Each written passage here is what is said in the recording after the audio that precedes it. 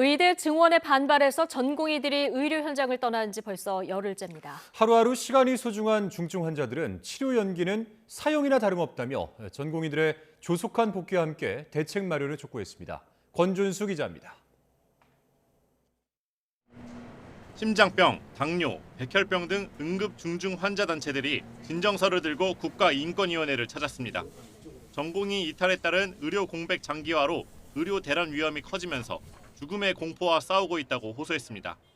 질병 후 고통과 죽음 후 불안과 싸우는 것만으로도 벅차다. 이런 중증 환자에게 수술이나 항암 치료, 방사선 치료, 장기 이식이나 결모 세포 이식 등 치료 연기는 사형 선고나 다름없다.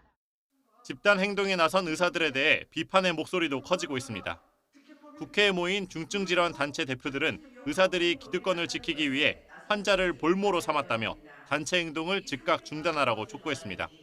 의사 집단이 국민의 목숨을 담보로 겁박하는 데에 머리를 사용한다면 의학과 의사를 포기한 것으로 시정잡배와 무엇이 다를 수 있겠습니까? 이들은 지난 2020년에 의료 공백 사태가 반복되고 있다며 상시 진료 지원 인력을 확보해야 한다고 주장했습니다.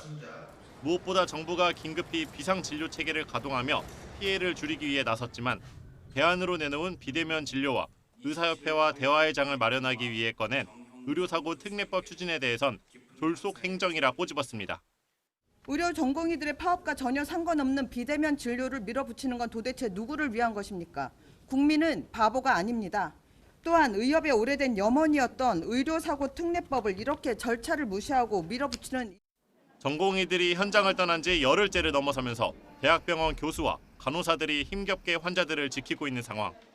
그런데 이른바 펠로우, 외부에서 온 의사들의 근로계약 갱신까지 다가와 앞으로 더 큰 피해가 우려됩니다. 저는 원래 입원을 해서 방암을 한다고 생각했는데 교수님이 외래로 와서 방암을 하라고 하시는 거예요. 저는 병원에 와서 하는 게 훨씬 편하잖아요. 마음이 무슨 일이 생겨도. 연휴 기간이 지난 뒤 현장에 남은 의료진 고충과 치료를 기다리는 환자들의 답답함이 더욱 커질 것으로 보입니다. YTN 권준수입니다.